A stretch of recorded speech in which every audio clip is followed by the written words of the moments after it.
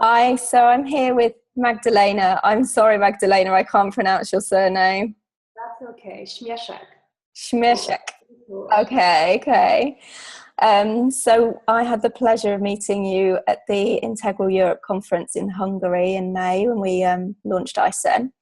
And I came to listen to one of your talks and I was just blown away by your story. So I really appreciate you joining us here and kind of speaking out and emerging proud as part of the campaign. And I know this is kind of close to your heart for a number of reasons. And you're an international human rights lawyer, but have come to that place through your own trauma and experience of being a refugee. Is that right? So I'd love you to just share as much of your story as you're willing with people, just to show kind of where you've come from and how you've managed to sort of channel your trauma into your own mission, into what you're doing now. Absolutely. Well, like we said, I'm from Poland originally. So in the early 80s, the mid 80s, we emigrated. We left Poland. At the time, it was still a very different country. Central Europe was, of course, most of the countries still under communism at the time. So we had actually gone through Italy as refugees through the asylum process. For over a year, we were in refugee camps, and we were resettled to Canada, where I grew up. So that was when I was 7, 8 years old, and of course, that's a time where you're really developing who you are as a person. And I have very vivid memories of that experience. And then starting anew in another country. So that experience really shaped who I am, and consciously, unconsciously, I ended up choosing the path of having an international career and working in human rights, and specifically in refugee rights. And it really was like a full circle in many ways, and that's what I spoke about at the Integral Conference. You're kind of living the hero's journey, really, aren't you? Like you say, you describe it as coming full circle, and I know your kind of spirituality has come out of this for you as well, and you kind of relate to the concept of spiritual emergence. And I know you mentioned before that your experience was quite different to some other members of your family, and kind of how your journey and your trauma has led to where you are today. And just wondering if you would mind sharing a bit about your kind of where your passion has come from for kind of changing the system. Sure. Well, just over 3.5 years ago, I left my job working with the United Nations. I had been moving around the world from one humanitarian setting to another for about a decade, and that's in addition to my studies in human rights. So I was very much focused on humanitarian work, and I left that job, that field, not as a whole, but rather to explore doing it through academia. So I started a PhD. But that in itself was such a huge transition, just leaving the job and starting something new, and also making a conscious decision to not move around and go to these very hardship places where you're just on the go and addressing the needs of others. It was really time to focus on myself, and I was doing very hard intellectual work at the university as part of the research. So things were just changing on their own. My entire life shifted. It was a huge transition, that in itself. And then I think because I was going through this transformation, this change, I started feeling new levels of stress and anxiety, and it was difficult. I was going through some challenges because of that transition, and I didn't like how it felt, so I sought out help. And the psychologist that I met with said, "Well, why don't you try meditation?" And I'm like, oh yeah, I've heard this before. And at this point, I'm like, meditation does not work. I close my eyes for, less than a minute. I open them. I can't do it. It's not for me.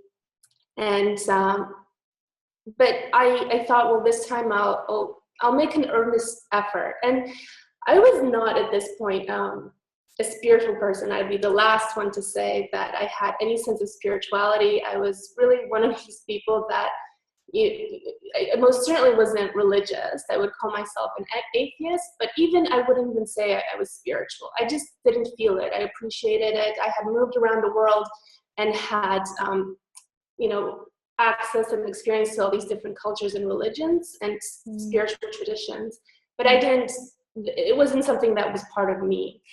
Would you say that it was you were an academic, right? So you spent a lot of time living in your head, and it's interesting how you describe that you just started to focus on yourself and how you're feeling. And I think that's how it happens for a lot of people. The shift from head to heart can kind of start that evolution process. That's right. And because I was finding it really challenging, and I turned to meditation.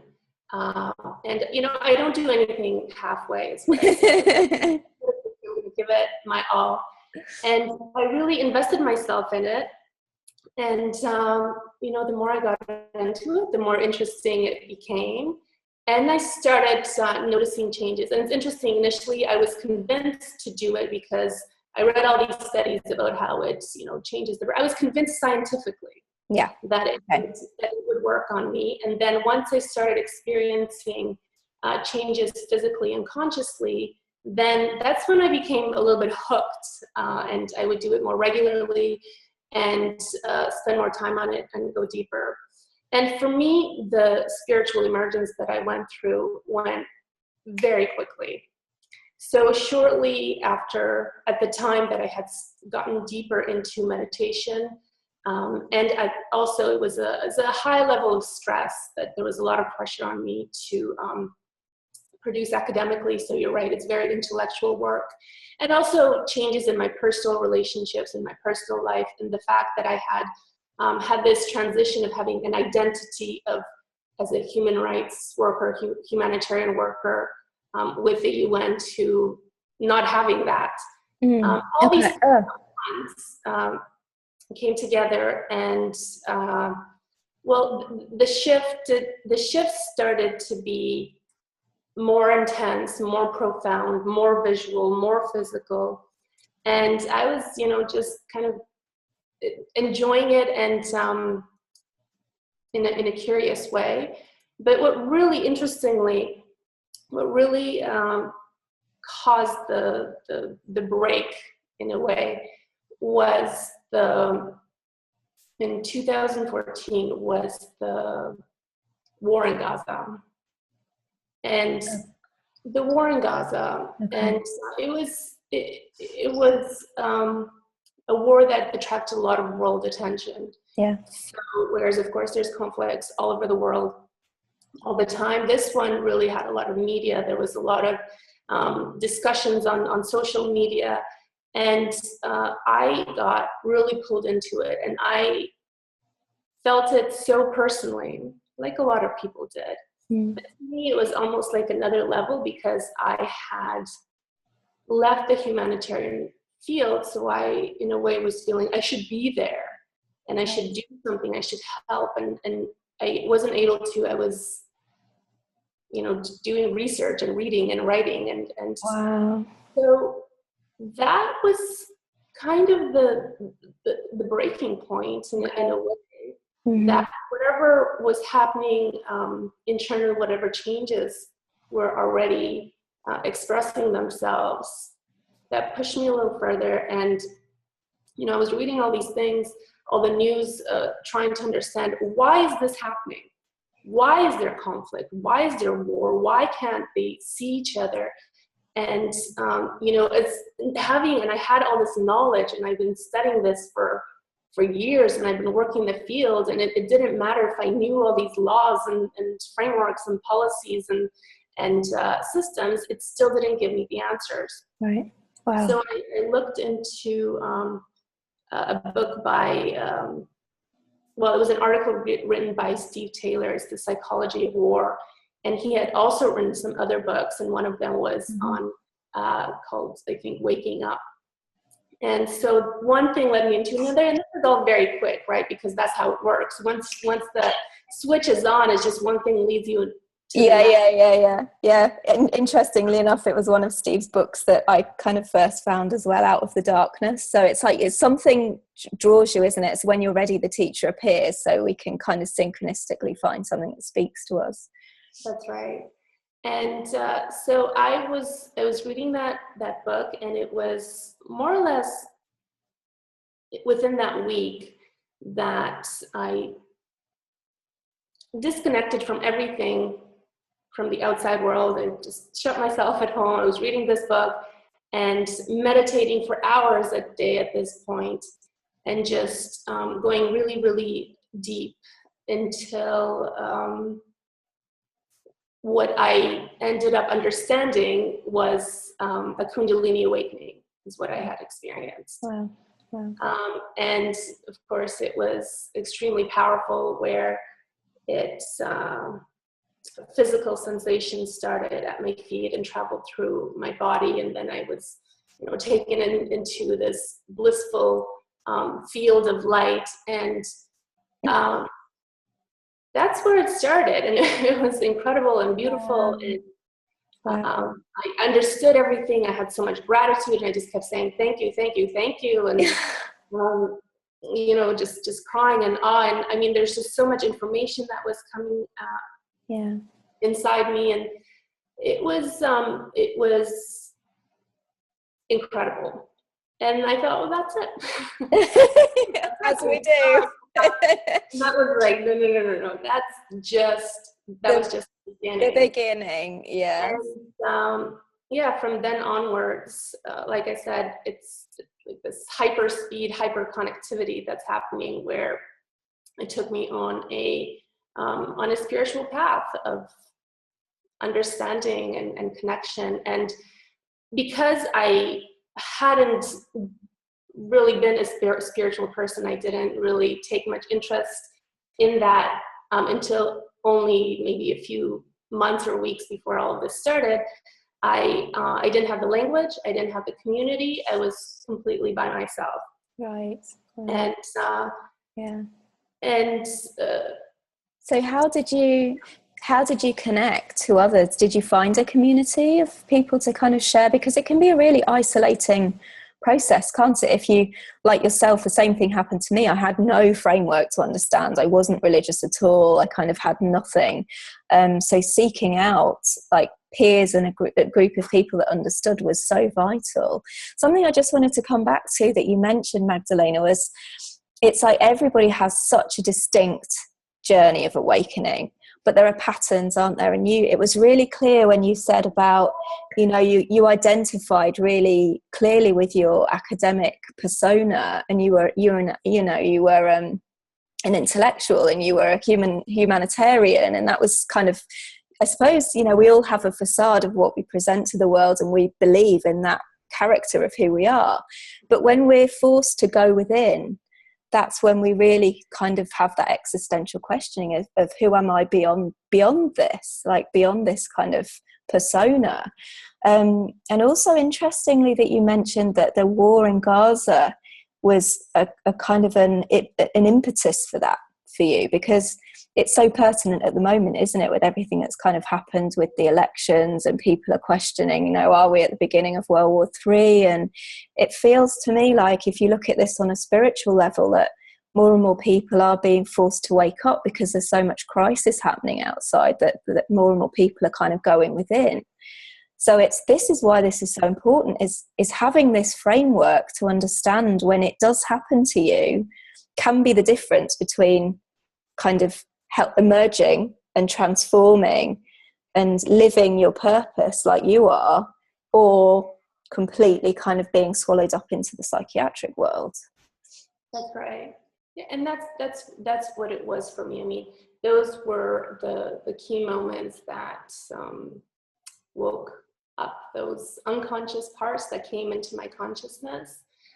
This sort of heightened empathy, and also having a lifetime of those experiences that I wasn't really addressing or working with, because I was just moving forward. I never stopped. And it was when I stopped, that's when it did. And it came into the surface. But you're absolutely right. I think the identity part of it is very much related, that I had a certain view of myself, and then all of a sudden it just kind of chipped away. And it's still it's still the case. It's still, I think, my perception of crisis, and on a global scale, is very much related to the individual. When we have an individual crisis, when the transformation happens, on a global crisis. And you're absolutely right. I talked about it at the conference,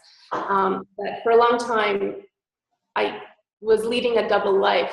That was my academic self or my lawyer self, and then I was on the side doing all these spiritual exploration and finding my transpersonal community, and these things didn't really come together.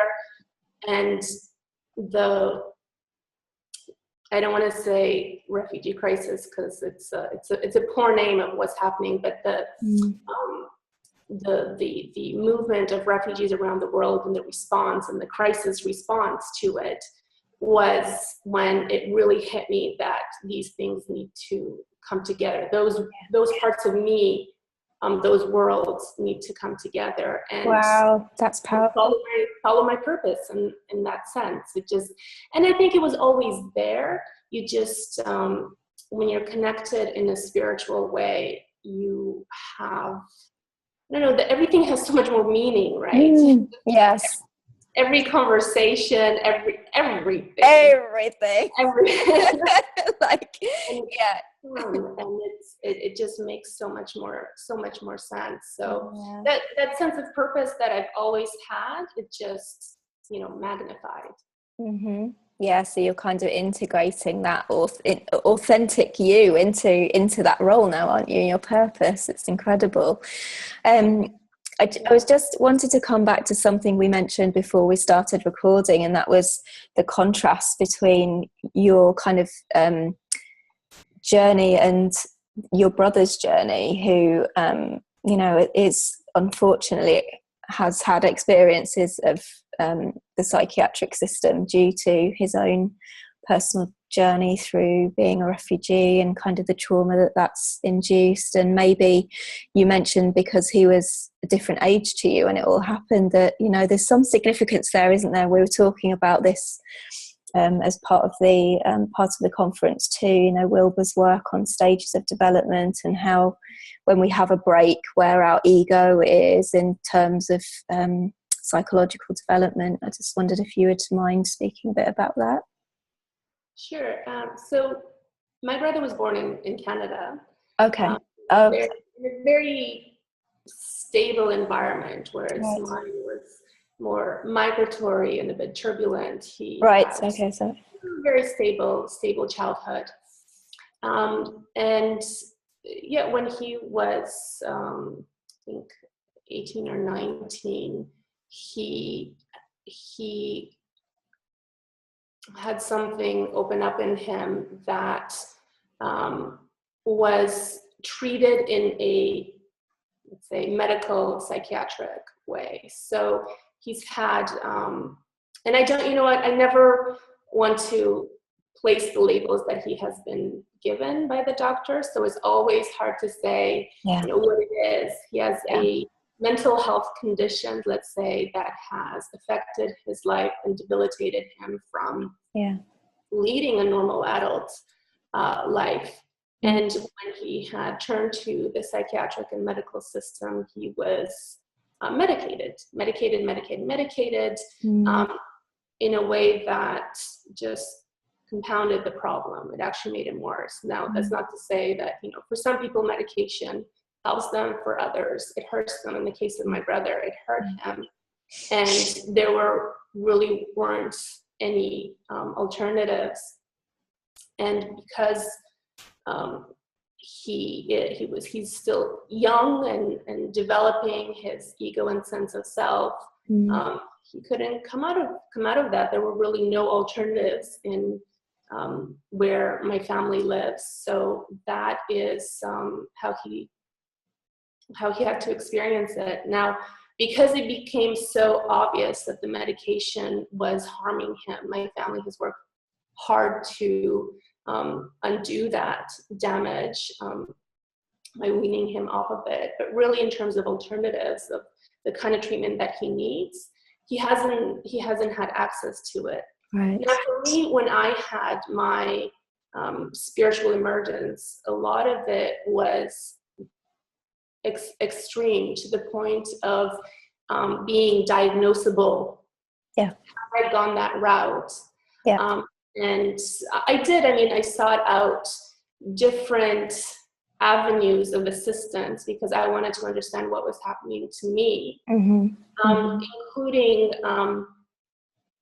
including meeting with a psychiatrist and having these discussions. And that really, unfortunately, the way I see it, if I had not known about my brother, if I had gone that route, it would have actually made me have a disorder that I didn't have. But because I knew the kind of damage that it could cause because of my brother's experience, I just refused to accept that. I refused to accept that there was something wrong with me in a way that is a disorder. I didn't believe I didn't have a disorder. From the inside, not all of it is beautiful, as spiritual awakening. No, some of it is really painful and hard, and it takes you to some really dark places, and you don't know what's happening. And when your ego shatters and you're falling apart, and it's scary. When you have a spiritual death. Many times over, not just once, just repeatedly. It's frightening when you experience and see and start understanding things in ways that you couldn't even, your psyche doesn't normally know how to deal with. Extreme experience. So, I could have accepted that route. I didn't. And I think that's why I was able to come back. Yeah, and that's such a powerful message. The contrast between your experiences is such a powerful message, and one that I really want to highlight through this campaign is, if you have this break, and it sounds like you and your brother have had similar kind of breaks, the difference is you had the strength of character. You already had kind of some sense of self, a strength of ego, which you kind of were able to come back to shared reality and work with. But also you had a frame of reference which wasn't the medical model, and your brother unfortunately didn't have that. So that's the kind of the message that we want to give here, is just by providing this more empowering way of understanding these experiences, hopefully it can prevent more people from the problems being perpetuated by the system, which they can be, unintentionally so, but they can be. Yeah, of course, and it's not to in any way underestimate the importance of the system that has been created. I mean, some people need that kind of help. It's incomplete.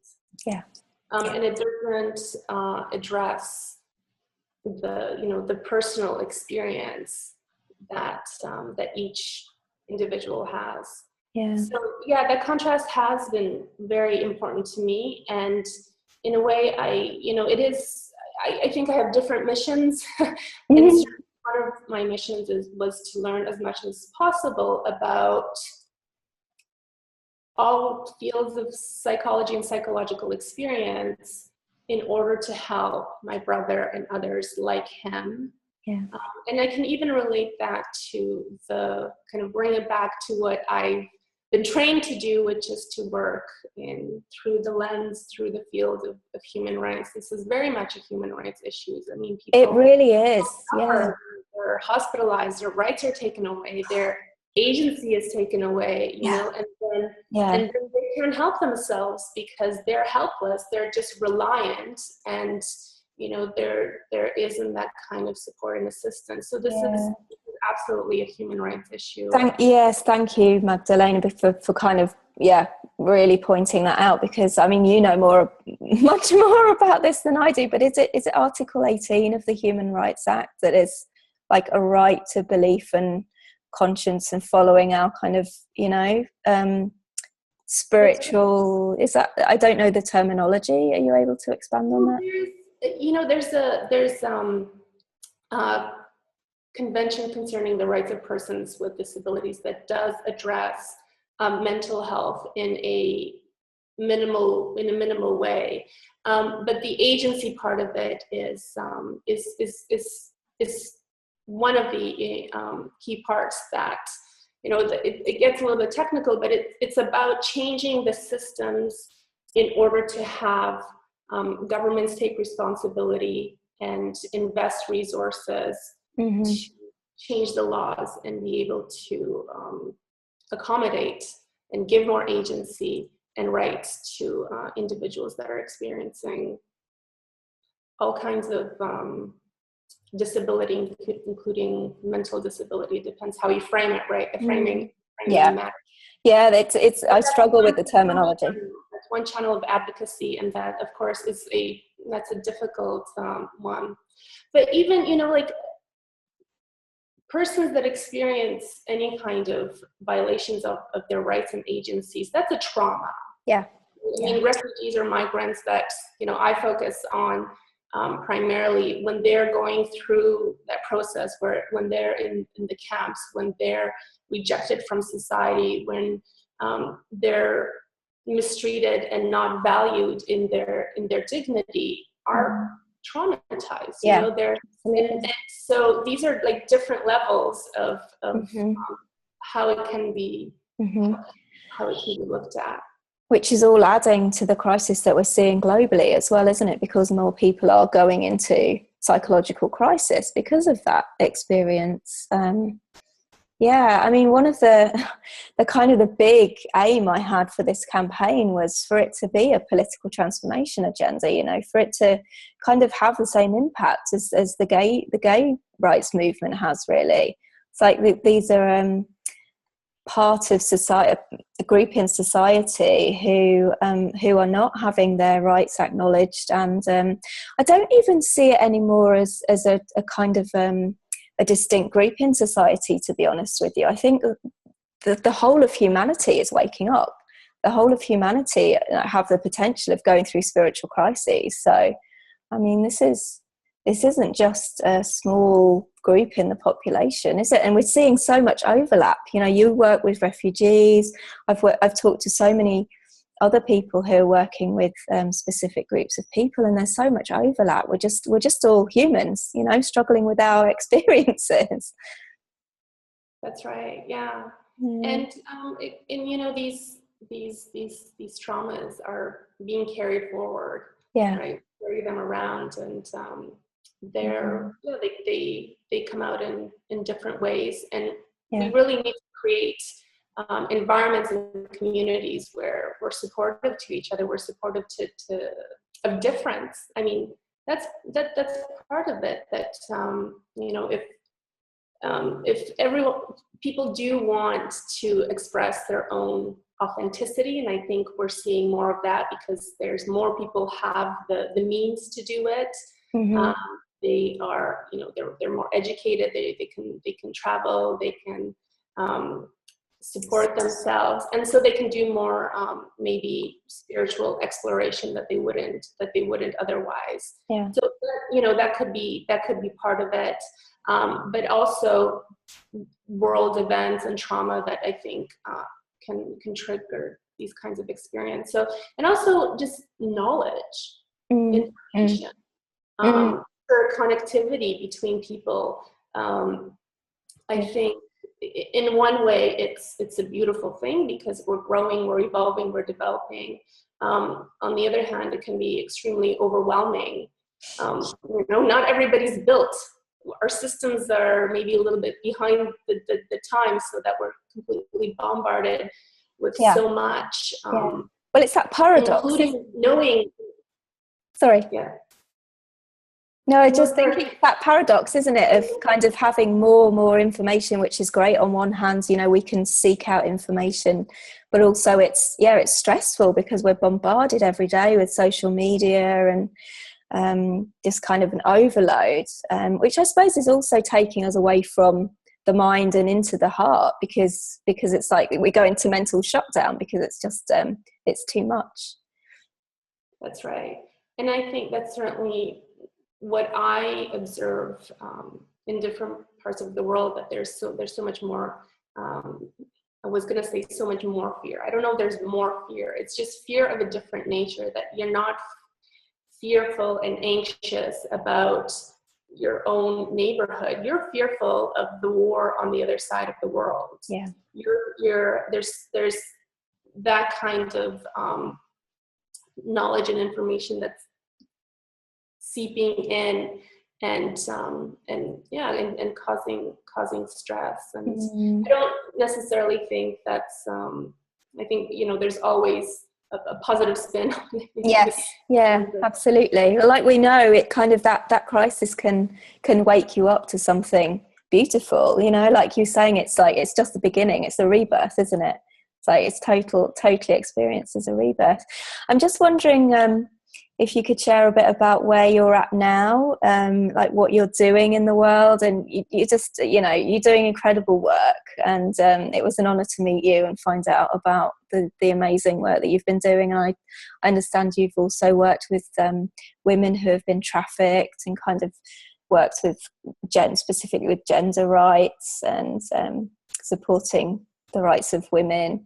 And I'm just wondering if you see a link into kind of the ideal service provision, kind of what we're looking at developing, you know, for support services for people going through spiritual emergence, and if you see that being linked to the work that you're doing in the world.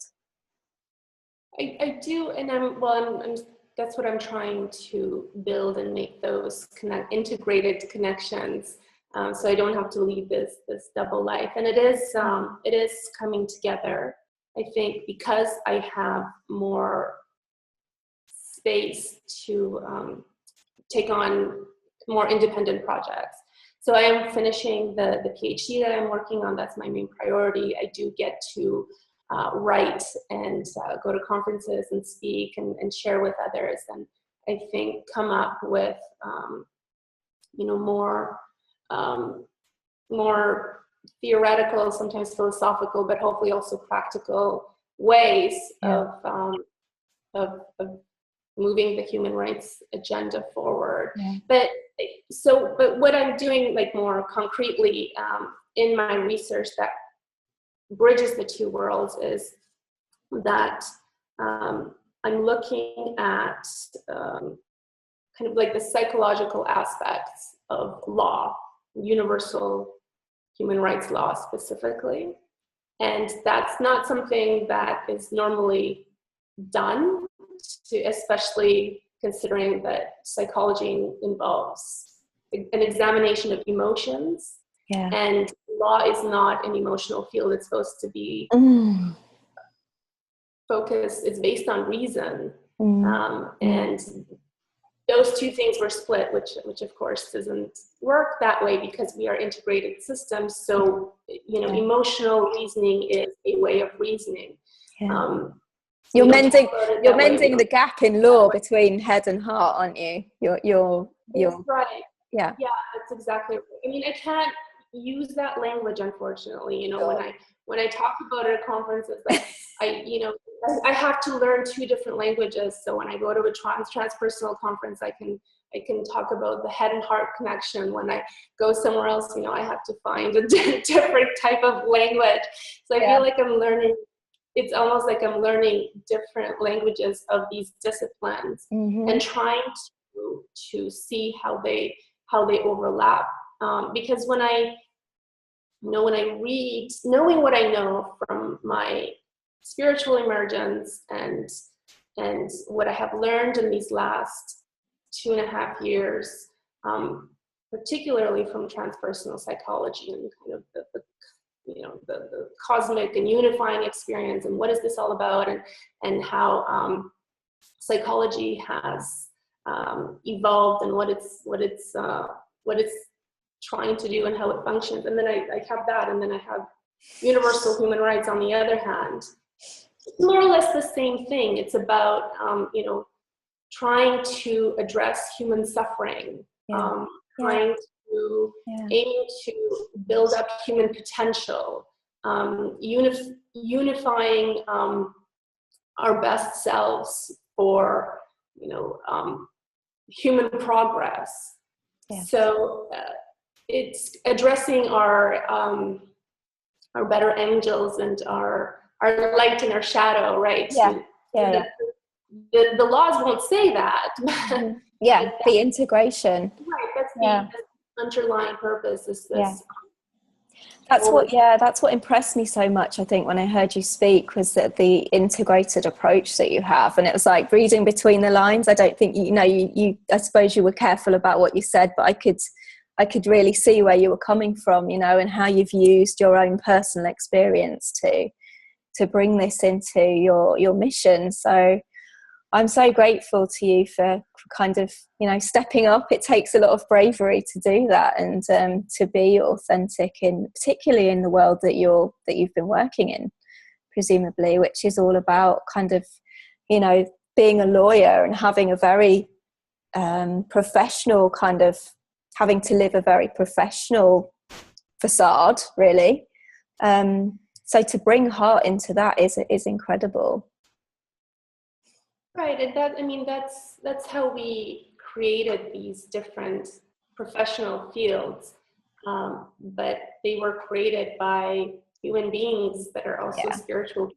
So I think we're quite able to read between the lines, and so when I read the history of law, or the European history, and then apply sort of how I know the evolution of, let's say, transpersonal psychology has about, it becomes very evident. So you're right. And the thing is that now that I'm less shy about it, because obviously at the beginning, I really felt like I was undercover. I was so scared to really express myself, because of the stigma, and because I really thought, I had a couple of experiences where initially, I think at the beginning with spiritual emergence, you're so excited, right? You're just like, you're to tell the world. You just want to tell everybody, right? You just want to say, like, this is it, and because you have all this information that's coming at you, you want to share. And so that's what I was doing until I realized that I was getting a lot of strange looks, and and the intensity that I was operating at was just not something that I could communicate with everybody. So I became a little bit more conscious of that. I kind of brought myself down, and I was able to distinguish when I could have one kind of conversation and when I could have another kind of conversation. I wouldn't scare people away, and also put myself in danger in a way that at the beginning I was still self-conscious. I was very raw, and it's that rebuilding of the ego, right? It was just it was like after a rebirth, you're like a child, you're learning. I mean, that you have so much information, but you're learning how to apply it to your world. So that was a long process for me. But now I feel that, okay, I think I got this. I think I figured it out. You've had a quick, fast journey, haven't you? It's like you've integrated it quickly. Hyper speed. I mean, I didn't sleep very much. I was just processing and learning and integrating and applying and kind of working through it. And I had a lot of help. I mean, this is once I was able to find that community. That's right. So that's the number one thing. Once I was able to connect with people and find the different tools and methods meeting with a transpersonal psychologist, Yeah. doing holotropic breath work, different methods, learning about it, reading about it, talking to people, connecting, experiencing, doing artwork when I needed to, whatever was available. And yeah, it's finding what works for you, isn't it, as an individual? That's the key, is really finding what works for to heal your own process, and no one else can know that apart from, it's got to come from within. I was just thinking, it reminded me of what came out of the constellation process at the conference we were at in Hungary, when you were talking about kind of healing and integrating our two selves, is healing the shame that's kind of that comes up, and how what happens on an individual level is also reflected on a whole, because you mentioned transgenerational trauma and how this is kind of passed on from generation to generation. And I remember the biggest thing that came out of the constellation that we all did in Europe was that the underlying trauma for Europe and the world really is repressed shame. So it's like, it feels like it just kind of, it came back to me when you were talking, because it feels like to actually honor our authenticity as spiritual beings, and to kind of override the shame that also rises when we realize this, because the rest of society doesn't understand, and that kind of causes conflict within us. So it feels a bit like we're kind of healing the shame within us, so that it heals that shame that's blocking the world from evolving. That's right. And the thing about shame is that you don't want to deal with it, right? You just want to feel it.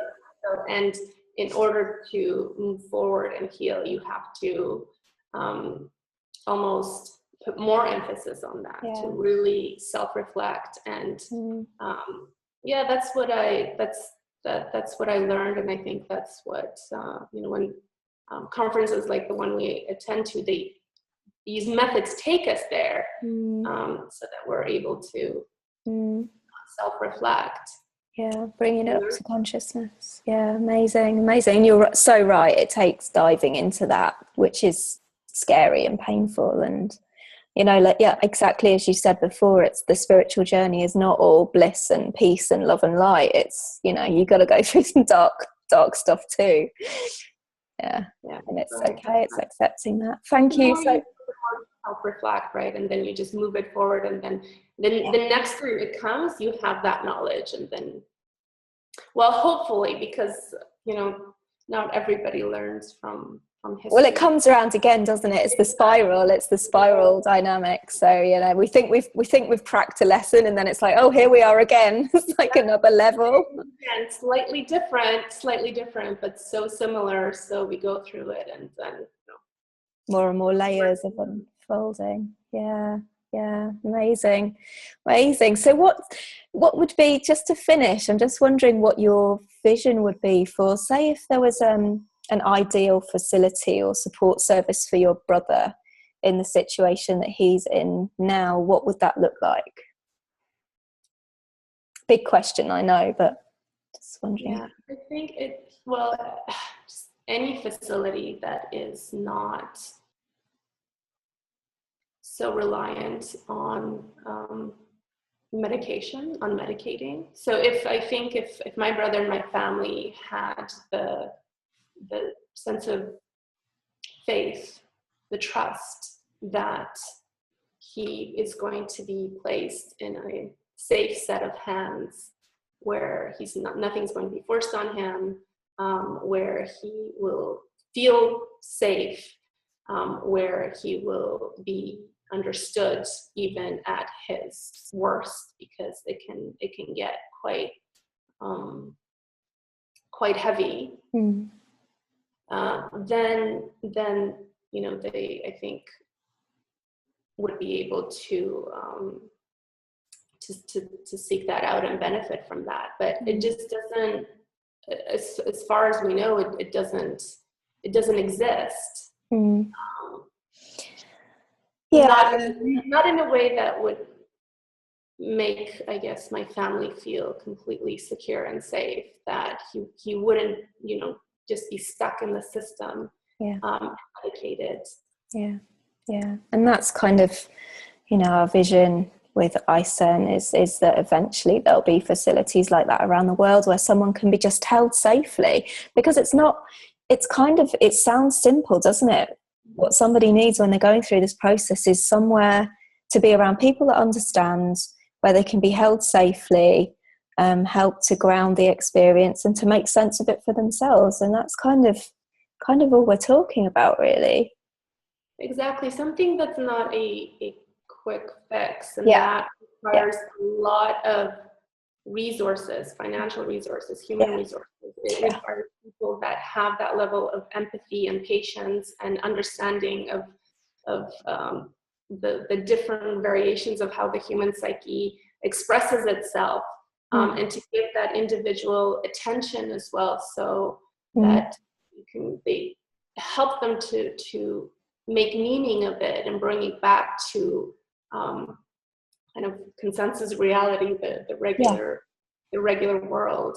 I don't know that exists. I mean, we look and we research, and also, I mean, if it does, it's very isolated. You have to really, and if you're not able, like my family isn't able to travel and to the other side of the world to do that, because that in itself would be challenging for him right now. Sure. And there, the only facilities that I know of that do exist would involve a lot of travel. There is one specific spiritual emergence center just opened up recently in North Carolina, in the US. And I know obviously some of the Brazilian hospitals have a very integrated approach, but they're not accessible for people if we're in Europe or don't have funding. So I mean, this is kind of the long-term aim of ISEN, is to seek some funding for this. So if we could influence somehow policy so that we have some government funding for that would be incredible. So having someone like you on board that's linked to law and the UN and shifting these kind of political transformation ideals is just, it's really exciting. It gives me a lot of hope, that someone like you is staying in the system with influence, and you're doing your research in this field and hopefully bringing in this new concept into the work you're doing for the future. So I'm incredibly grateful for that. Yeah, I hope so. And I'm, whenever there's any kind of forums to be able to share that, I mean, so far, I think like you as well, there's a positive reception. I think people are willing to listen, not necessarily to take it on and actively make a change. Oh, you've frozen. Oh, we just had a freeze. We just had a freeze. Yeah. Sorry, we just got to. You're not sure if people are kind of at the place where they're ready to take it on and make a change, but people are listening. There's a dialogue that's I mean, it's always frustrating. I mean, any kind of work in your field and in mental health and human rights is frustrating because it takes so long, doesn't it? It's not fast enough. We need more. Like, it's happening. You have to put your money where your mouth is. Like, we need resources. We need more people. It needs to be active, not just interesting. It's already interesting. But it needs to be proactive. And I think, it's like a snowball effect. I think it's getting there. I'm encouraged by, what I know from the historical study of human rights. It's still evolving, but it's becoming part of the social consciousness. Everyone's starting to have a language about it. You're developing institutions and systems and laws. Not always great, not always effective. There's lots to criticize about it, but it's becoming more mainstream and therefore hopefully more effective. And I think that is happening the same with the mental health system. Yeah. And the kind of projects that you're doing that, it just has to seep in, it just has to sink in. Yeah. And then you have people that take leadership. I mean, it's about leadership to make it happen. So I don't know, I'm optimistic even when terrible things are happening around the world. Yeah. All the time. We've got to hold that vision, haven't we? We know that, on the spiritual journey, we do kind of manifest as well. So we have to believe, we have to hold that vision for it to actually unfold. And just kind of really be the change we wish to see and work towards it. And I think, we're on the cusp of a shift. That's the sense I get. It's like there's always chaos before the transformation. So that's what I'm really holding hope for, is that we're kind of, this crisis that we're seeing in the world at the moment is preempting change.